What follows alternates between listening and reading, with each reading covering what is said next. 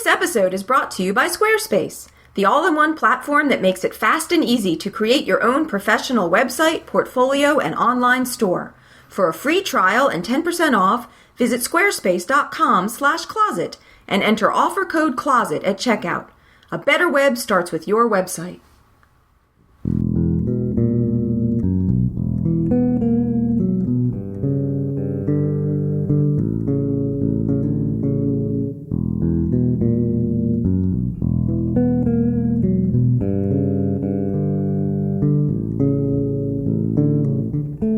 Welcome to Futility Closet, a celebration of the quirky and the curious, the thought-provoking and the simply amusing. This is the audio companion to the popular website that catalogs more than 7,000 curiosities in history, language, mathematics, literature, philosophy, and art. You can find us online at futilitycloset.com. Thanks for joining us. Welcome to episode 9. I'm Greg Ross, the creator of Futility Closet, and with me is my wife and co-host, Sharon. In today's show, we'll learn about a baboon who worked as a signalman on a South African railway in the 1880s, meet an English baron who dreamed the winners of horse races in the 1940s, consider whether my wife ought to slap me for reading this paragraph, and present the next Futility Closet challenge. If you enjoy the offbeat topics that we talk about in these podcasts, you'll want to check out our book, Futility Closet, An Idler's Miscellany of Compendious Amusements, which contains hundreds of assorted curiosities, as well as wordplay, puzzles, paradoxes, and other bite-sized amusements and conundrums.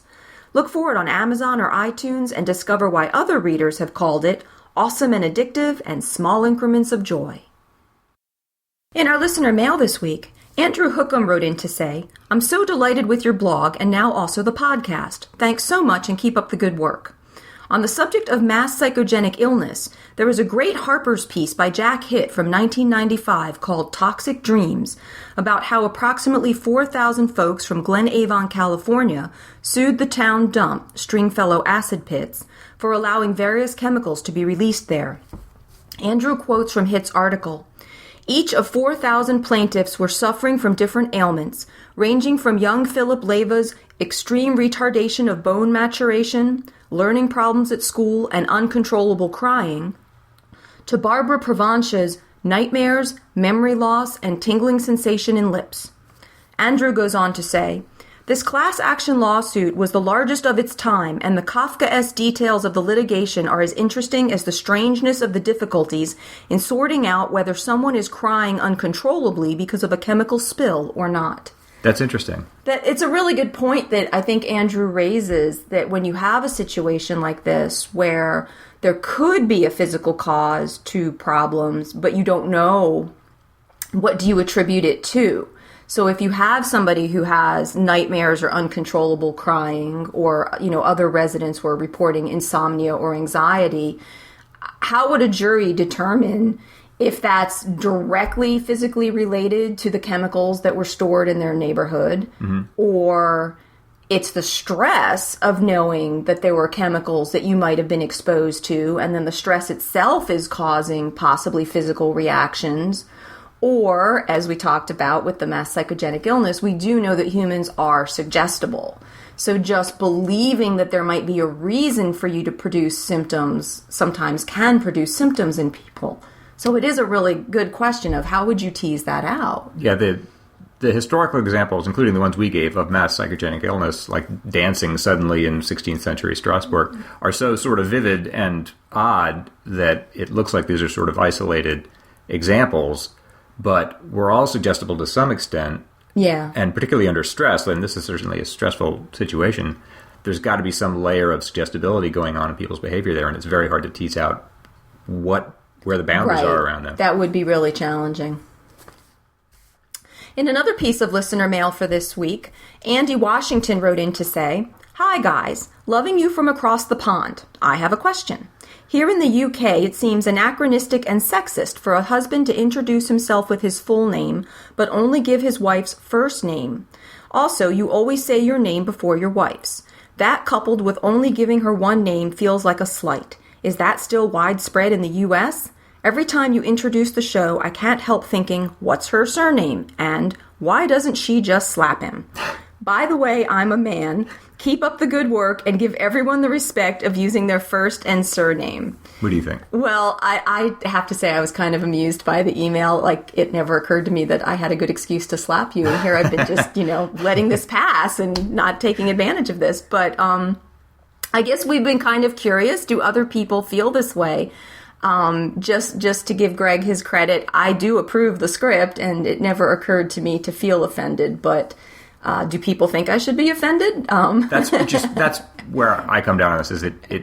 I hadn't thought of it, but it seems to me that the person in this case whose opinion matters is you. Yeah, we were just going for something kind of informal. Like Greg at a party would usually introduce me as his wife Sharon rather than Sharon Ross, but maybe this is a different situation. So Andy also raises the possibility that there might be a cultural facet to this too. So we're kind of curious. What do you listeners think? And tell us where you're from and whether you think that makes a difference, because maybe people do this differently in different countries. Yeah, I'm just curious, even if you think it's okay the way we're doing it, I'm just curious around the world how different people how would we handle this situation? Are we being anachronistic, or do you think this is okay? So write in and let us know. Send us an email to podcast@futilitycloset.com or leave a comment in the show notes at blog.futilitycloset.com.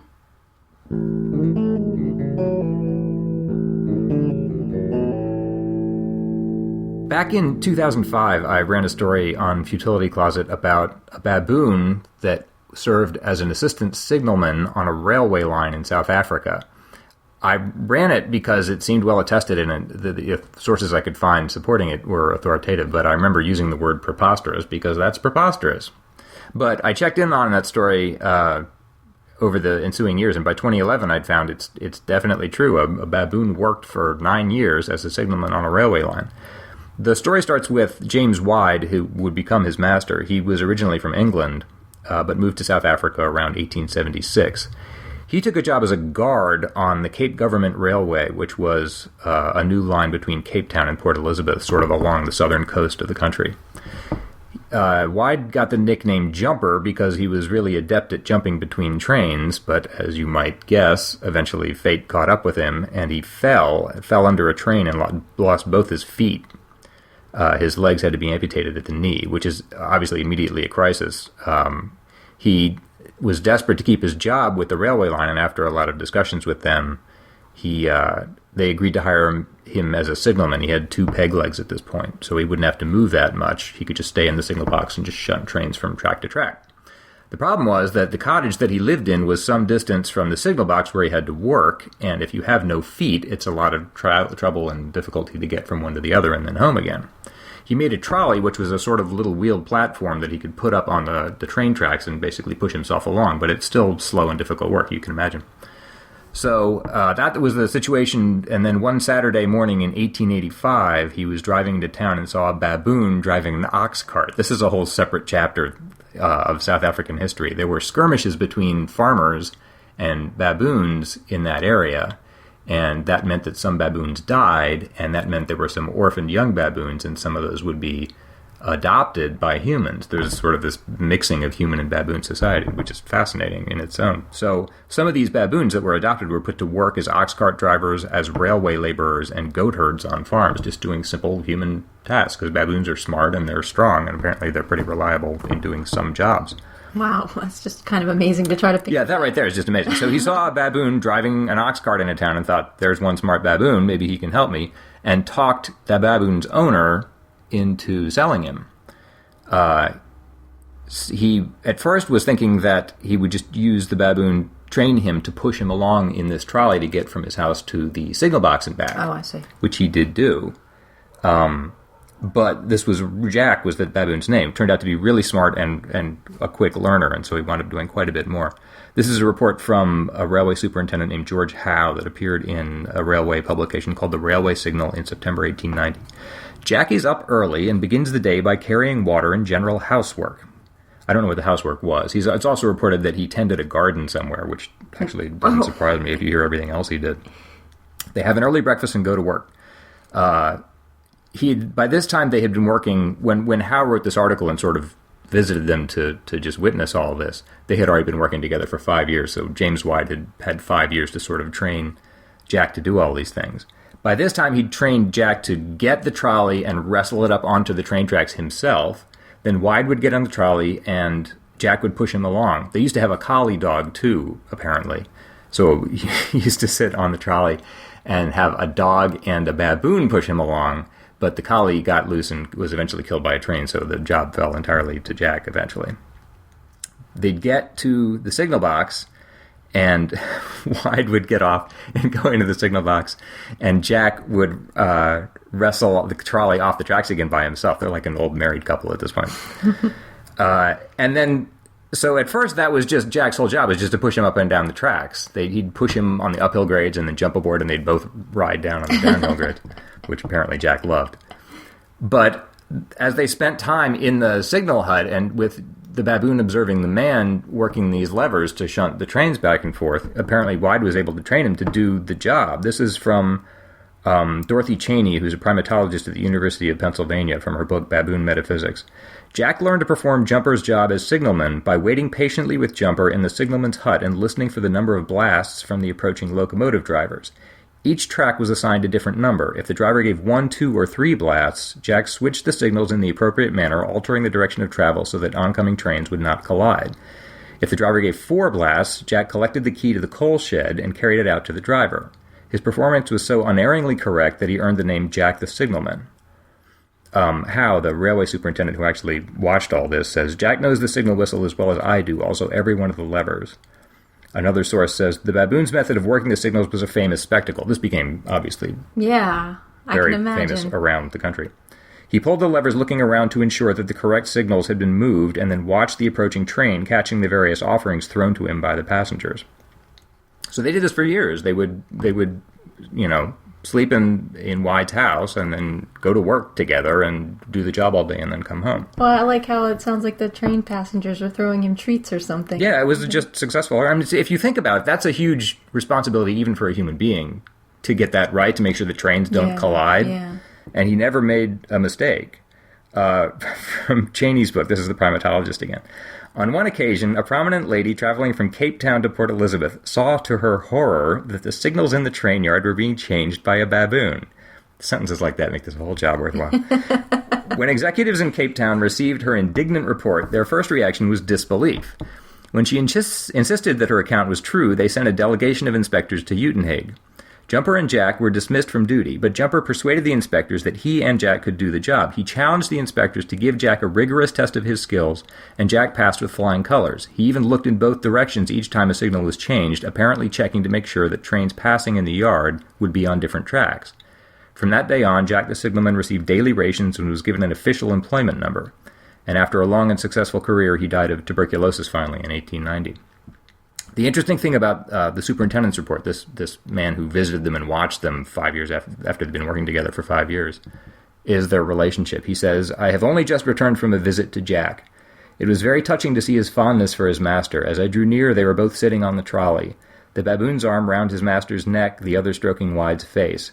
At my approach, Jack jumped to the ground, but his strong love could not be restrained. Now he was stroking Wide's face, then his hand, then with a touch as light as a woman's, brushing a speck of dust off his master's trousers, and the while keeping up an incessant chatter. Later that day, they had to go to a railway meeting, Wide and Howe, and they left Jack outside because they knew he'd be making too much noise. But when they came out, Jack started crying when he smelled his master approaching. And Howe wrote, the goodbye to Jack was an odd sight, a dark night, 3 or 4 railway hand lamps, a group of men and women to see them off. The trolley on, I went to Jack to shake hands. He gazed on me for a second, undecided whether to give me his paw or his teeth, for the lights seemed to annoy him. But no doubt the memory of certain lumps of sugar and a supply of cake arose before him, and I got his paw and a grunt. A word from his master, and the strange pair disappeared into the darkness. Roger Webster wrote a collection of South African tales in 2005, and he says, and just in case anybody doubts the validity of this lovely story, I quote an excerpt from a letter written by a Mr. H.W. Bidwell to Dr. Selma Shoyland, the then director of the Albany Museum. That's the second oldest museum in South Africa. I have succeeded in getting a promise from Mr. Wide here to send you the skin, etc., of the most distinguished baboon the world knows about.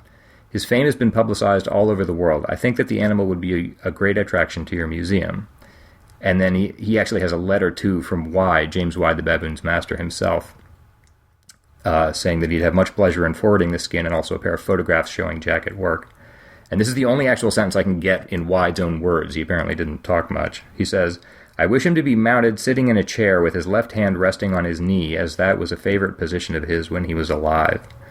Unfortunately, they couldn't do that because the skin was in such bad shape that they had to just send it back.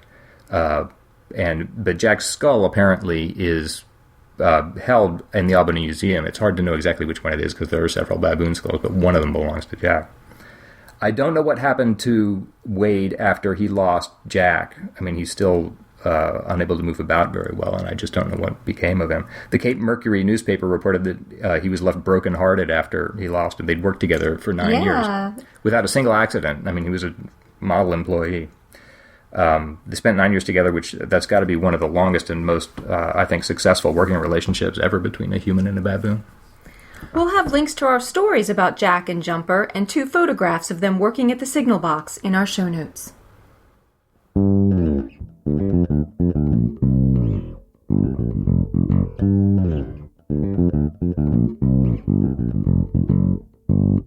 This episode is brought to you by Squarespace, the all-in-one platform that makes it fast and easy to create your own professional website, portfolio, and online store. For a free trial and 10% off, visit squarespace.com/closet and enter offer code CLOSET at checkout. Putting together your own website means a lot of worries. You have to create a design, try to build it, and wonder if it's going to work properly. Even if you can do all that yourself, it's time-consuming. You're constantly having to face technical questions when you want to focus on content. Squarespace eliminates all these problems. You can have an attractive, professional-looking website up quickly so you can focus on the content. Their designs are all attractive. They have more than 20 of them to choose from, and they're all customizable, so your website won't look like a million others. The designs are responsive, too, so they scale automatically to look great on every device, which allows your content to be the focus of your website, no matter how it's viewed. It's really simple to set up your site. You can just use drag and drop to add content from your desktop and even to rearrange elements of content within a page. And every site comes with an online store, so if you want to set up shop and sell things, you can do so in just a few minutes. It's easy to use, but if you want help, they have a great support team that works around the clock. Plans start at $8 a month and include a free domain name if you sign up for a year. So start a trial with no credit card required and start building your website today. When you decide to sign up for Squarespace, go to squarespace.com/closet and make sure to use the offer code CLOSET to get 10% off your first purchase and show your support for Futility Closet. That's squarespace.com/closet, and remember to use the offer code CLOSET. Squarespace. A better web starts with your website.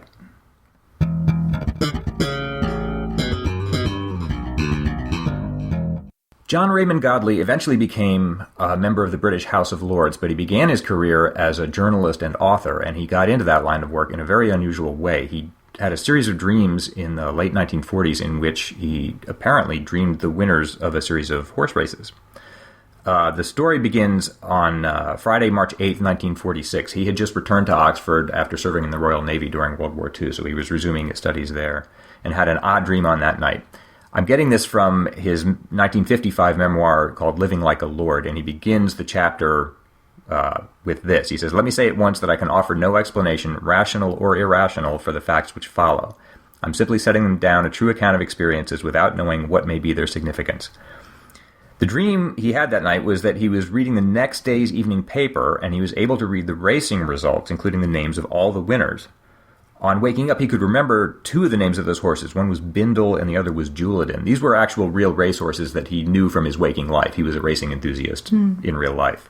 So it's not surprising that he knew those names, but when he went down to breakfast the next day, he found to his excitement and amazement that they were both engaged to run that afternoon.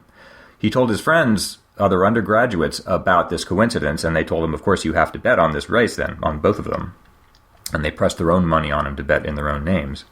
So he did this, and both horses won, which is amazing. He'd won altogether about 34 pounds, and his friends had won about the same. He was pleased to have the money, but he was sort of kicking himself because in this dream he had been able to read the names of the winner of every race that day, and it was only his own bad memory that had prevented him from remembering all of them and betting on all of them. So he started sleeping with a pencil and a pad of paper, just hoping it would happen again, and of course it didn't. Except that eventually it did on April 4th, about a month later, also in 1946. This time he was vacationing in Ireland in a remote village. And he says, I sat up in bed, rubbed my eyes furiously, and concentrated on remembering my dream. He'd woken up with the name Tubermore in his mind, which was not any horse he knew. It was just this strange word. He checked the papers and found no horse with a similar name running that day, but on an impulse, the following day, he called up the postmistress, and she checked and said there was a horse that day called Tuberose, which is only 2 letters off. So he conferred with his brother and sister, and they said, just as his friends had, you have to bet on this. So he did. Tuberose won the race, and they found out only afterward, was a huge long shot. He was running at 100-6, so they had won more than 62 pounds. And he says that horse actually, after that race, never won another race. So he doesn't know what to make of this. He says it was possible to dismiss the matter as a coincidence when it happened the first time. That it should happen twice made me wonder deeply what it was all about. So he began to record his dreams again, and again they went nowhere, so he stopped recording them when he returned to Oxford. On July 28th, he had the third dream. He dreamed that he walked into the Randolph Hotel, he was smoking a cigarette, walked into a phone booth, called his bookmaker, and when the clerk answered, he said, "This is Mr. Godley. I wonder if you could tell me the result of the last race." And the clerk replied, "Certainly, sir. Monumentor at 5-4. And he woke up with this name Monumentor in his head, forced himself to get out of bed and find a pencil and blearily write it down. And the next morning, he bought a paper and found that there was a horse called Mentores that was running in the last race that afternoon. And he'd never heard of that horse either. At this point, he was getting reluctant to involve his friends. He said, "I revolted against the whole experience. I could not believe that the whole thing had any psychic or supernatural significance. It was all a grotesque and unbelievable coincidence." But he wanted to have witnesses in case this one came true as well. So he told a few of his friends and then bet £4 on Mentores. And there's an interesting wrinkle here. He could have just called his bookmaker to find out whether Mentores had won the race, but he thought it seemed important, since he dreamed certain circumstances about how he had learned the result, that he should reproduce those as much as possible to try to help the dream come true. So at 5 o'clock, he lit a cigarette, walked into the Randolph Hotel, and called his bookmaker. He said, "This is Mr. Godley. I wonder if you could tell me the result of the last race." And the clerk said, "Certainly, sir. Mentores at 6-4. So the horse had won. His dream prediction had gotten the odds a little bit wrong, but it was he's very still close. doing it. Yeah. So if you're keeping score, at this point, he's had 3 dreams involving 4 horses, all of which have won. The next dream didn't occur for a year, but this is the one that he says really changed his whole life. On the night of Friday, June 13th, 1947, he was again at Oxford, and now he had a dream that he was at the races, and he observed 2 things. In the first race, he could see that the winning horse was being ridden by a jockey named Edgar Britt, who's a real jockey that he knew from his waking life. And then immediately after that, the second race was underway, and people were shouting, "The favorite wins, it's the bogey, the bogey." Apparently that was the name of the horse. And he woke up, that clamor woke him up with that name in his dream. So he checked the papers the next day and found sure enough, that Edgar Britt was riding the next day. He was riding a horse called Baroda Squadron. And in the following race, there was a horse engaged called the Brogue. So here's what he did. He wrote a full account of this whole dream, including the current time. He had it witnessed by a friend of his and her landlord and the landlord's wife. Then he went to a post office across the street, put the statement in an envelope, sealed it in the presence of the postmaster, who stamped it with the official timestamp and locked it up in the post office safe. The reason this changed his life is that he was still at university and wasn't sure what he wanted to do with his life, but he was leaning toward becoming a journalist. And the problem with that was that he didn't think he would be able to start immediately on one of the big papers. He'd probably have to start on a smaller paper and work his way up. And that didn't appeal to him? No, but he was thinking, well, whatever this is that's happening to me, these coincidences, maybe it's interesting enough that I could interest some paper in letting me write a freelance story about this. And that could maybe lead to something, or at least get me, one published article. So he called the Daily Mirror and said, basically, "Hello, I appear to be dreaming the winners of horse races, and I think I know the names of 2 horses that are going to win this afternoon." They said, "What are their names?" And he said, "I'll tell you their names now if you promise to let me write a story about this if they win." They said, "All right," and he told them the names, and both horses won. So that changes everything. Not only are his dream predictions are now 6 for 6, but the Mirror gave him £25 for the story and splashed it across their center pages. It was 8 columns wide. Headline said, "The Strange Dreams of Mr. John Godley." So that made him momentarily famous in England, but then an agency picked it up, and the same story ran the next day in the United States, and later on in South Africa, Australia, France, Germany, and Switzerland. And a few weeks after that, apparently they liked his writing because the managing editor of the Daily Mirror called him back and offered him a full-time job as a journalist. So it was a real big break for him. Yes, and that led to further jobs. I mean, that was the start of his whole journalism career. He writes, there can be no possible doubt that this was all a direct result of Baroda Squadron winning the 4 o'clock at Lingfield. As you can imagine, hundreds of people wrote in asking him for his dreams about future races, and he didn't respond to any of those.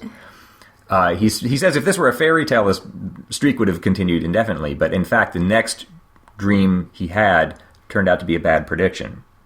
In real life, he had bet on a horse named Claro, and on the night before that race, he dreamed that he was in Oxford and heard a loudspeaker announcing the results, and he couldn't make out what the loudspeaker was saying, but he stopped a man and asked, can you tell me who won this race?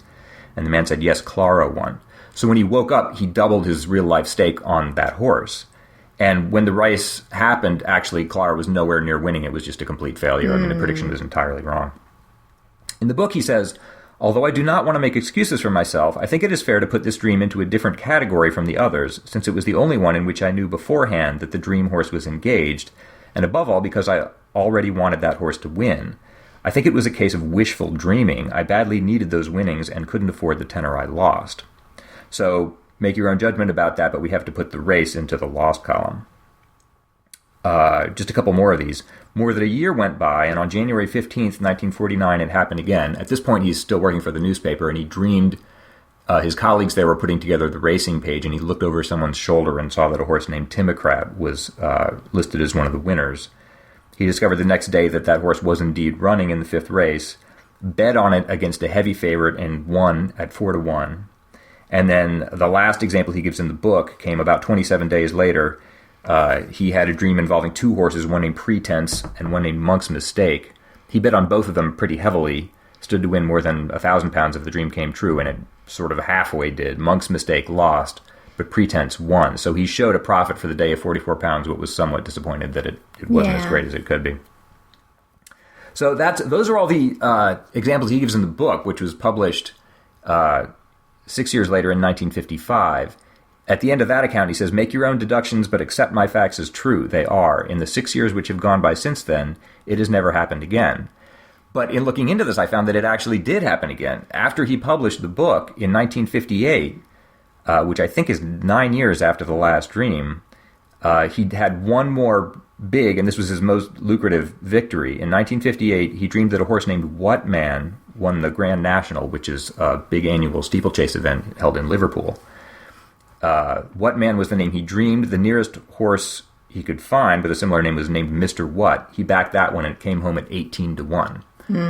I think that's all of them. That's all the ones I can find out about. So if we add that to the list that's reported in the book, his full record, he altogether had 8 dreams involving 11 horses. 9 of them won and 2 of them lost. And he seems entirely flummoxed by the whole thing. And you can make up your own judgment about what you think actually happened there. I think it was probably just a huge series of coincidences, but it was a pretty huge one.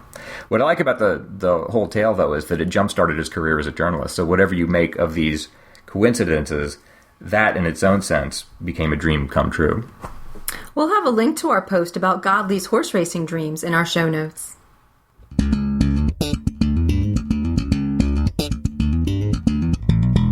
Now for the weekly challenge. Each week we give you a creative challenge and you can compete for a copy of our book. Last week's challenge asked you to invent an emotive conjugation based on Bertrand Russell's I am firm, you are obstinate, he is a pig-headed fool. I was kind of tickled by this challenge, so I wanted to try my own hand at it, and I came up with I am special, you are different, he is weird. I am overworked, you are busy, he is inefficient. But here are our favorite submissions from the listeners. Tanamu Namioka said, I am running circles round the rest, you are chasing your own tail, he is circling the drain. Jason Aarons sent in, I'm a realist, you're a pessimist, he's a real Eeyore. Daryl Francis wrote, I observe, you stare, he leers. VST Mage gave us, I am resolute, you are determined, he is a stubborn ass. And Paul Buddha sent in, I don't live life by other people's rules, you're disobedient, he's a law-breaking criminal. I really like all of these, but I think I like Paul's best at the bottom there. I don't live life by other people's rules. I really like that one. So, Paul, that's you. If you contact us, we'll get you a book. One thing that I really liked about this week's challenge is that, to me, the best humor has like a grain of truth to it, and that's part of what makes it so funny. Yeah. And I thought in this week's challenge, Bertrand Russell was really picking up on the fact that a lot of people do put the best spin on their own behavior, but then if other people do something very similar, we don't grant them that same courtesy that we give ourselves. That's so true. we might see their behavior in a much worse light than we see our own. And this kind of reminded me of an effect in psychology called the actor-observer bias, where if you're the actor and you behave badly, you tend to look for situational excuses for yourself. So if you are short-tempered with somebody, you might think, well, my boss was just a real jerk to me today and I finally snapped, or I haven't been feeling well all day. So you have the situational excuse for why you behaved badly. Mm-hmm. But then if you observe somebody else doing a really similar behavior, you don't give them that same courtesy. So you tend to impute their behavior to stable internal characteristics that they just have. So you see somebody else being short-tempered and you think, well, that person's just a real jerk. They're just really inconsiderate. And you don't stop and think, well, maybe they're having a bad day, you know. Yeah. It's a different attribution for the cause of the behavior. So if I cut someone off in traffic, I think, well, I've just had a long day and I need to get home. But if they cut me off, I think he's just fundamentally a jerk and a bad person. Yeah. So wouldn't the world be just a nicer place if we'd all remember to... Yeah, I mean, it's good to know that because it makes you more charitable toward other people, I guess, because you understand that they're all just probably behaving the way they are because of their immediate circumstances. But it's kind of unfortunate that we all walk around imputing these character flaws to each other. Speaking of human foibles, I think for this next week's challenge, we're going to ask, what are the craziest beliefs you had as a child? When I was a kid, I used to think LMNO was one letter. HIJK, LMNOP. Right. It made sense at the time. This was inspired by a website called IusedToBelieve.com that collects these things, and here are a few examples from that site. One person wrote, I thought it was illegal for women to use just for men hair coloring. Another said, I thought a contract killer was someone who kills people who break a contract. A third said, I used to believe that I could take a bath and talk into the water spout, and anyone else taking a bath could hear me, which would be fantastic. And this last one I really liked. Walking at night, my 4-year-old daughter kept staring at the moon above the trees. I think the moon's following us, she said. Papa, you stay here. She walked about 100 feet, staring constantly at the moon. Then she stopped and called out, Papa, come here. I did, while she kept gazing at the moon. Then she said, no, it's not following us. It's following me. So send us your own crazy childhood beliefs by Saturday, May 17th. We'll read our favorites on the show, and the winner will receive a copy of the Futility Closet book, where you can learn more about an invisible student at Georgia Tech, a softball game played at the North Pole, and Lewis Carroll's proof that 2 times 2 equals 5. Well, that's it for this episode. You can see our show notes at blog.futilitycloset.com, where you can leave comments or feedback, ask questions, and see the links and images mentioned in today's show. You can also... You can just keep going. We'll leave it in. You can also email us at podcast@futilitycloset.com. If you enjoy Futility Closet, be sure to look for the book on Amazon.com or check out the website at futilitycloset.com, where you can sample over 7,000 mental snacks, perfect for filling 5 minutes or 50. If you'd like to support Futility Closet, as our cat Sasha is desperately trying to do, you can tell your friends about us, leave a review of the book or podcast on Amazon or iTunes, or click the donate button on the sidebar of the website.